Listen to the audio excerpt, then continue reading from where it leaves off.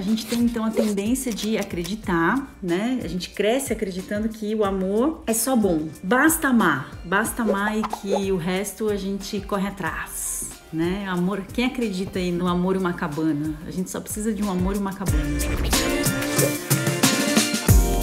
Não, né? Então a primeira coisa, que não basta só o amor para manter uma relação, precisa muito mais. Às vezes as pessoas se amam e não se dão bem, são incompatíveis. Muitas pessoas se separam se amando, porque não é só sobre o amor, né? É sobre o que as pessoas fazem com este amor que eu sinto pelo outro. E a outra questão é, nós temos a tendência a acreditar de que o amor é só bom. O que a gente esquece é que por amor também se mata. Vide todos os crimes passionais, todos os crimes aí que a gente vê acontecendo na TV por amor. A gente então tem essa visão muito romantizada do amor e acredita então que o amor é só bom, né? E tudo que é ruim não é amor, né? Só que não. E não precisa chegar ao extremo, né? Olha quantas vezes a gente ama nos relacionamentos e se agride, se faz mal e se machuca. Então, o que define a qualidade, né, do amor na vida adulta? O que define a maneira com que eu amo e a maneira com que eu me relaciono e a maneira com a qual eu escolho os meus parceiros na vida adulta? Então, primeira coisa, né, sobre escolher.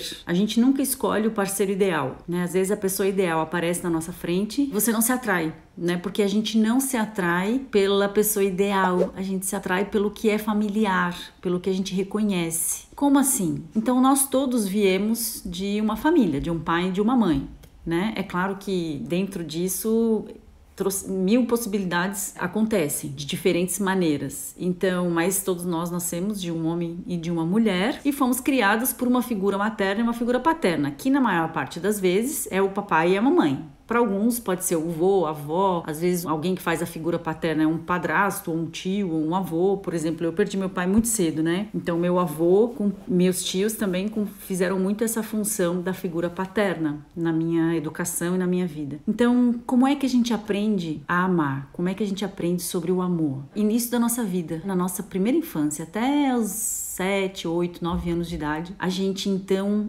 introjeta um jeito de amar e de se sentir amado, que vai de acordo com aquilo que eu vivi nessas minhas relações parentais. Então, o que eu aprendi sobre o amor, como eu me sentia amada, como eu não me sentia amada, como eu via o meu pai e a minha mãe se relacionando, como era essa relação, o que eu aprendi sobre um homem amar uma mulher, o que eu aprendi sobre o que é uma mulher amar um homem. Para um pouquinho agora e pensa assim, né? O que vem na sua memória, nas suas lembranças sobre essas tuas experiências com o amor e com os relacionamentos lá no início da tua vida, até ali uns 9 anos de idade. A maneira com que você escolhe seus parceiros hoje na vida adulta tem a ver com aquilo que você aprendeu sobre o amor lá na tua infância, sobre os relacionamentos. O que acontece é que nem todo tipo de relacionamento da nossa infância, né, nem sempre é saudável. Algumas de nós vivemos relações complicadas às vezes na nossa infância com os nossos pais. Então tem pais que são muito protetores, excesso de amor, tem pais que são negligentes, tem pais que estão adoecidos, né? Por exemplo, imagina uma criança que nessa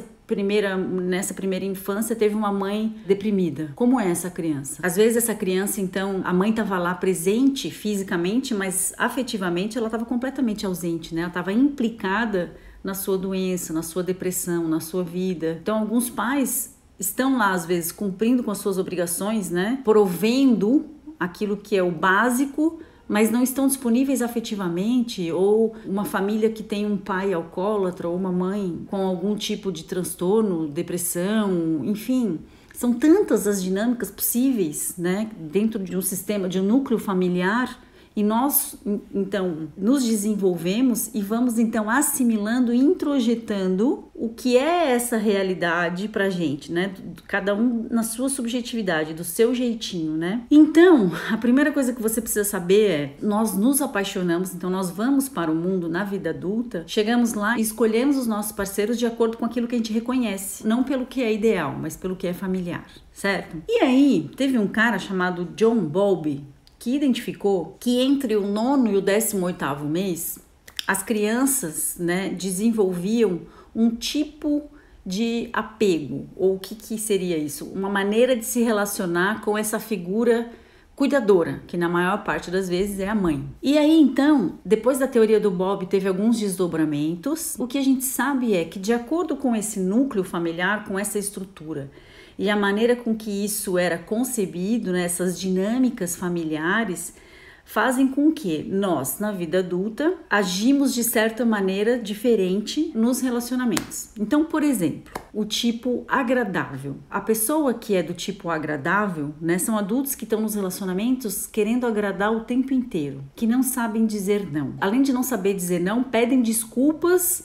por tudo. Nem sabe o que está acontecendo, nem sabe por que o outro está bravo, e já sai pedindo desculpa, né? Você pede desculpa até por existir, até por respirar, né? Então, adultos que definiram esse padrão no seu comportamento, nos relacionamentos da vida adulta, foram crianças que tiveram pais muito rígidos, muito severos, muito exigentes, que exigiam demais, né? Então, essa criança, ela queria ser validada e amada por esse pai e por essa mãe. E para isso ela tinha que atender todas as demandas desse papai e dessa mamãe. E além de ela ter que atender, é aquela criança que não bastava tirar 7 e passar de ano, ela tinha que tirar 10. Porque o pai e a mãe, então, só validavam ela se ela poderia ter tirado 9, mas não era 10. Né? Você podia ter feito melhor. Então, olha só, são pessoas com tendência a caírem em relacionamentos tóxicos e abusíveis por serem pessoas fáceis para esse tipo de relação. Então, uma pessoa agradável, que tem esse tipo de apego aí agradável,